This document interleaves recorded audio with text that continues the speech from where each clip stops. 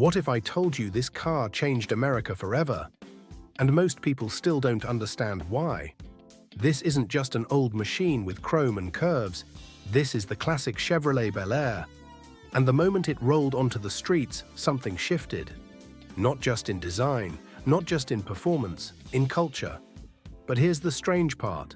On paper, it shouldn't have been legendary. There were faster cars. There were more expensive cars. There were more luxurious cars. So why does the Bel Air still stop conversations? Let's slow down for a second. Picture America in the late 1950s. Post-war optimism, big dreams, bigger highways, families moving to suburbs. Everything felt possible. And right in the middle of that energy came this car. The Bel Air didn't whisper, it smiled. Those tail fins weren't just design, they were confidence. That wide chrome grin at the front, it felt like the future arriving early. But here's what most people miss. It wasn't built to be a collector's icon. It was built for regular people, families, young couples, dreamers. And somehow, that made it more powerful. Because when something meant for the everyday becomes extraordinary, it sticks. Now let's talk about the feeling. Slide behind the wheel and you don't just sit, you settle in. The steering wheel feels thin, delicate, but when you turn it, there's weight. Real mechanical connection, no filters, no artificial assistance, you feel the road. And then there's the engine. When that V8 wakes up, it doesn't scream. It rumbles, deep, confident. Like it knows it doesn't have to prove anything. Back then, that sound meant freedom. Gas was cheap, roads were open, and this car gave you enough power to feel alive without feeling reckless. But here's something even more interesting. The Bel Air wasn't just about speed, it was about presence. Pulling up somewhere in this car wasn't subtle. People noticed, kids pointed, neighbors stared. It had that effect.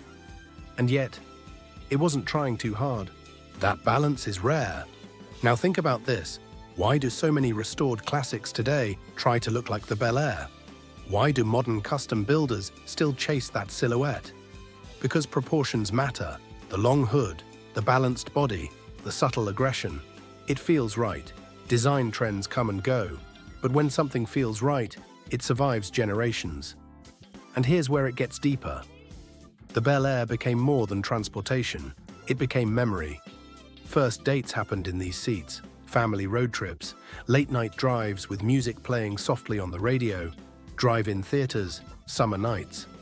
This car carried moments, and moments are powerful. That's why today, when someone restores one, they're not just rebuilding metal, they're rebuilding stories. But let me ask you something. Would the Bel Air feel the same if it launched today? Probably not, because part of its magic was timing. It arrived when people were hungry for style, for optimism, for something bold, and it delivered. Now let's talk about something subtle. The way chrome was used, not excessive, not chaotic. It highlighted lines, it guided your eye, it gave contrast. Designers back then understood restraint. They knew where to stop.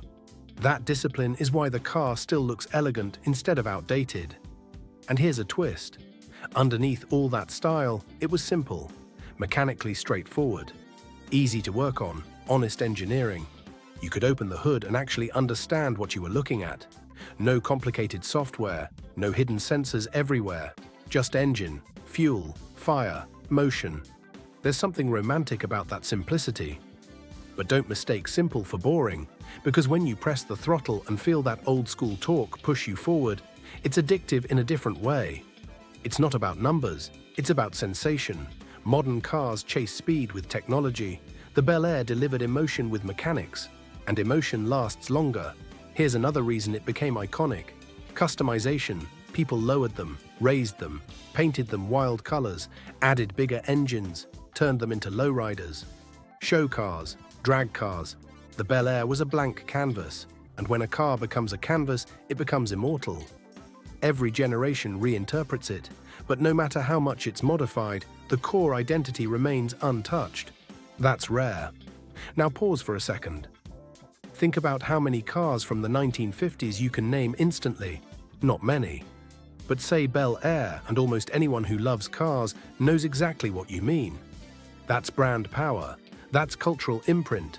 And here's something that makes it even more fascinating. It wasn't trying to be exclusive. It wasn't a Ferrari. It wasn't a limited-run exotic. It was attainable, which means its legend was built by ordinary people. And when ordinary people fall in love with something, that love multiplies.